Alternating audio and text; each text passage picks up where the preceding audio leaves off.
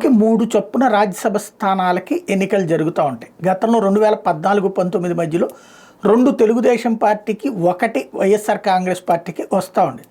2019కి వచ్చేటప్పటికి ఏకంగా 151 సీట్లు వచ్చేటప్పటికి 3 పార్లమెంటు స్థానాలు కూడా వైఎస్ఆర్ కాంగ్రెస్ పార్టీ వశమైనాయి. అట్లాగా రాజ్యసభలో కూడా బలమైనటువంటి పార్టీగా అది జాతీయ రాజకీయాలలో ఏమి చక్రాలు తెప్పలేదు, బీజేపీకి పూర్తి అనుకూలంగా వ్యవహరించింది. అయితే ఇప్పుడు వచ్చేటప్పటికి ఆ సందర్భంలో తెలుగుదేశం పార్టీకి తనకున్న 6 సీట్లో 4ని భారతీయ జనతా పార్టీకి ఇచ్చి ఓ రకంగా సంధి కుదుర్చుకుంది. ఇప్పుడు అట్లాంటి సంధి కుదుర్చుకోని పరిస్థితుల్లో, అంటే జగన్మోహన్ రెడ్డి అంగీకరించని పరిస్థితులలో 1 by 1 వెళ్తున్నాడు. వ్యాపారాలు ఉన్నటువంటి వాళ్ళు, పారిశ్రామికవేత్తలు, ఇట్లాంటి వాళ్ళని ఎక్కడ నొక్కాలో ఎక్కడ తొక్కాలో భారతీయ జనతా పార్టీకి తెలుసు. ఇప్పటికీ 4 వెళ్ళిపోవడం, అంటే ఇక్కడ ఒక ఫార్ములా ఢిల్లీలో వినబడుతుంది. అంటే 50-50 వైఎస్ఆర్ కాంగ్రెస్ పార్టీ నుండి ఎంతమంది ఎంపీలు అటు వెళ్తారో అందులో సగం 2 సీట్లు, మొన్న మొత్తం 3 2 తెలుగుదేశం తీసుకుంది, 1